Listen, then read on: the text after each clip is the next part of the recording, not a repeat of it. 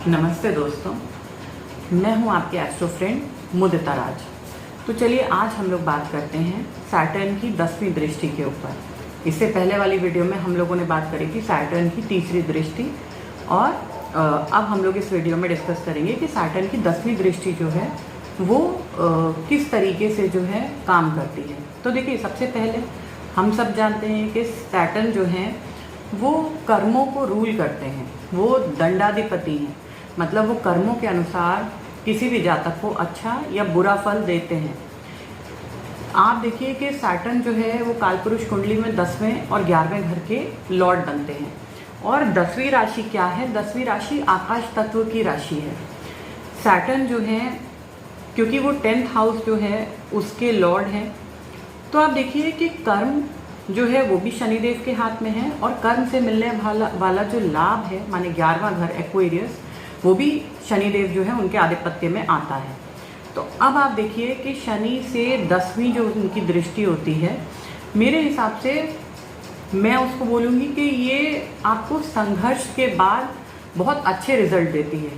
माने आप जो है वहाँ पे उस एरिया में संघर्ष करने के बाद ही उस चीज़ की प्राप्ति कर पाते हो। माने जो भी आपका कर्म है, जो भी आपका प्रोफेशन है, लेकिन वो आपको ऊंचाइयों तक लेके जाती है। क्योंकि अभी मैंने आपको बताया जैसे कि जो 10वीं राशि है वो आकाश तत्व की राशि है। तो इसी तरीके से शनि की 10वीं दृष्टि जो है ये भी आदमी को ऊंचाइयों तक ले जाने की जो है वो कैपेबिलिटी रखती है। इसके अलावा आप देखिए कि संघर्ष से जो लोग उठते हैं, ऊंचाइयों तक जाते हैं, वो उसको मेंटेन रख पाने में जो है काफ़ी हद तक कैपेबल होते हैं, क्योंकि उन्होंने वो स्ट्रगल देखा है अपनी लाइफ में। जो बच्चे जो हैं, जिनके माता पिता जो हैं वेल सेटल्ड हैं, उन्होंने बच्चों को कोई बिजनेस वगैरह खोल के दिया या कुछ काम जो है उनको शुरू करवाया, तो वो संघर्ष का मतलब नहीं समझेंगे। लेकिन सैटर्न की जो 10th दृष्टि जहाँ भी आ रही है, वहाँ पे वो नेटिव को संघर्ष देगी। संघर्ष के बाद ही जो नेटिव है वो आगे बढ़ पाएगा। अगर आपको शनि को और अच्छे से समझना है अपने चार्ट में, तो आप शनि को लग्न बना के और फिर अपने चार्ट को जो है वो उसी हिसाब से रोटेट कर दीजिए। जैसे सपोज सैटर्न जो है वो आपके 5वें घर में है, एरीज असेंडेंट है कोई, और सैटर्न जो है वो 5वें घर में है, माने लियो साइन में। तो अब आप क्या करेंगे, लियो साइन को उठा के लग्न में कर देंगे। माने सैटर्न को आपने लग्न में कर दिया, और बाकी सारे प्लैनेट्स जिन राशियों में पड़े हैं उन्हीं राशियों में आप लिखते जाइए। तो आप चार्ट को रोटेट करके और ज़्यादा अच्छे से समझ पाएंगे कि सैटर्न जो है उनका जो कार्मिक साइकिल है, जो कुछ भी आपको मिल रहा है जीवन में, या जो कुछ भी आपके जीवन से जा रहा है, उसके पीछे का क्या कारण है। इसी तरीके से महादशा देखने का भी ये सबसे अच्छा तरीका है। आपका कोई भी प्लैनेट की महादशा चल रही हो, सैटर्न हो, वीनस हो, राहु हो, आप उस प्लैनेट को जो है वो लग्न में लिख के और चार्ट को रोटेट कर लीजिए।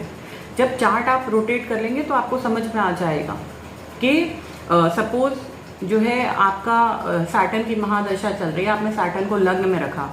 उस समय आपको पता नहीं था क्योंकि सैटर्न आपके 5th हाउस में था, लेकिन आपके लग्न जो है उसमें जो है एरीज के अंदर कोई मेलेफिक प्लैनेट बैठा था, सपोज केतु बैठा था। तो जब आपने चार्ट को रोटेट किया तो अब जब सैटर्न को आपने लग्न में लिखा, तो वो जो केतु था वो 9th हाउस में चला गया। मतलब आपके जो भाग्य है, जो सैटर्न जो है, जो आपको जिस हिसाब से फल देंगे, वहाँ पे भाग्य भाव में केतु जाके बैठ गए। तब आपको और ज़्यादा क्लियर होगा कि मेरे काम बनते बनते क्यों रुक जाते हैं, क्योंकि केतु का इफेक्ट वहाँ पे आ रहा है, ब्लॉकेजेस वहाँ पे आ रहे हैं। तो आई होप मैं जो बोल रही हूँ वो आप लोगों को क्लियर हो रहा होगा। उसके अलावा आप देखिए कि सैटर्न की 10वीं दृष्टि जो है वो क्या है कि आप ऐसे मान लीजिए वहाँ पे आपको ड्यूटी, मतलब उस एरिया को आपको ड्यूटी की तरह परफॉर्म करना है, उस एरिया का जो है आपको रिस्पेक्ट करनी है। जैसे सपोज कर लीजिए कि सैटर्न किसी का 10th हाउस में है, 10th हाउस में सैटर्न है, तो उसकी 10वीं दृष्टि कहाँ आई? 7वें घर पे। अगर आपकी शादी नहीं हुई है तो अपने बिजनेस पार्टनर्स के साथ या अपने जो प्रोफेशनल पार्टनर्स हैं उनके साथ, और अगर शादी हो गई है, विवाह हो गया है, तो अपने लाइफ पार्टनर के साथ आप पूरी तरीके से कमिटेड रहिए। किसी तरीके का अगर आपने उनके साथ प्रॉमिस किया है तो उस प्रॉमिस को आप पूरा करिए, आप उनकी रिस्पेक्ट कीजिए। तो सैटर्न जो है वो ये चीज़ें आपसे चाहते हैं, तभी आप लाइफ में जो है कुछ आगे बढ़ पाएंगे। अदरवाइज क्या है, सैटर्न से 10th हाउस को अगर आपने ख़राब कर लिया तो आपको प्रोफेशनल लाइफ में बहुत प्रॉब्लम्स फेस करनी पड़ सकती हैं। अब जैसे हम लोग बात कर लेते हैं, सपोज सैटर्न जो है वो 4th हाउस में बैठा है। अगर 4th हाउस में बैठा है तो सैटर्न जो है उसकी 10वीं दृष्टि कहाँ पर आई, 10वीं दृष्टि आई लग्न पे। लग्न पे आई मतलब आपको अपनी पब्लिक इमेज का बहुत ध्यान रखना है, अपनी कैरेक्टर का बहुत ध्यान रखना है, आपकी इमेज सोसाइटी में क्या है आपको उसका बहुत ध्यान रखना है। तो ये चीज़ सैटर्न के 10th एस्पेक्ट के साथ होती है।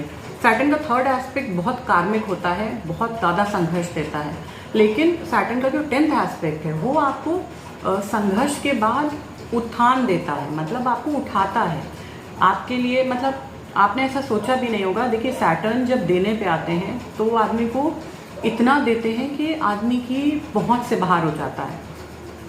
तो लेकिन शर्त यही है कि आप ये देखिए कि सैटर्न से 10th हाउस कैसा है, वहाँ कौन सा प्लैनेट है, कौन सी राशि पड़ रही है, उसके लॉर्ड कहाँ हैं। तो आप किसी के प्रोफेशन के बारे में भी काफ़ी कुछ जो है आपको आइडिया लग जाएगा कि मतलब इनका जो प्रोफेशनल लाइफ होगी वो किस तरीके की होगी। जैसे सपोज कर लीजिए सैटर्न से 10th में केतु बैठा है, ठीक।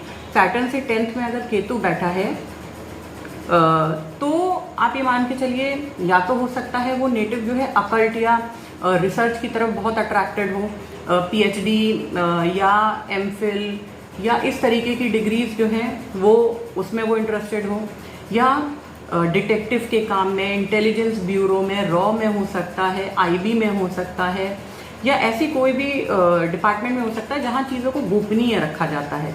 या ये भी हो सकता है कि केतु के इफेक्ट की वजह से उसके करियर में ब्लॉकेजेस आए बार बार, मतलब 1 बार 2 बार नौकरी लगे और लग के छूट जाए। लेकिन ऐसे नेटिव को क्या करना चाहिए, प्रयास करते रहना चाहिए, क्योंकि 2 4 5 फेलियर्स के बाद अल्टीमेटली वो वहाँ पहुँच जाएगा जहाँ सैटर्न उनको पहुँचाना चाहते हैं। तो आई होप ये जो कंसेप्ट है आपको क्लियर हुआ होगा। जैसे इससे पहले हमने बात करी थी कि अगर सैटर्न से 9th हाउस में केतु है तो आपके भाग्य में ब्लॉकेज आ गया। तो उसी तरीके से आप अपने चार्ट में सैटर्न को लग्न बना के और उसके बाद रोटेट करके चार्ट को देखिए तो आपको आइडिया लग जाएगा कि आपके लिए कौन सा प्रोफेशन ठीक रहेगा, आपकी प्रोफेशनल लाइफ में किस तरीके के हर्डल्स आएंगे।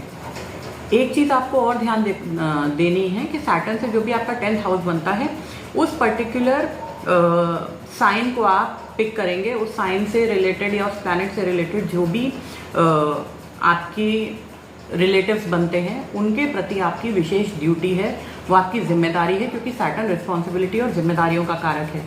सपोज जैसे अभी हम लोगों ने बात करी थी कि सैटर्न जो है अगर जो है वो 10th हाउस में बैठे हैं तो 7th हाउस आ गया, मतलब कि आप क्या है, आपकी रिस्पॉन्सिबिलिटी है अपनी लाइफ पार्टनर का टेक केयर करना।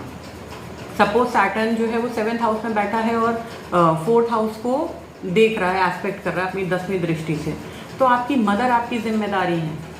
आप उनकी बातों को लाइटली मत लीजिए, वो जो कहती हैं उसको बहुत ध्यान से सुनिए, और स्पेशली अपने करियर, अपने प्रोफेशन का जो आपको डिसीजन लेना है उसमें उनका इन्वॉल्वमेंट ज़रूर करवाइए।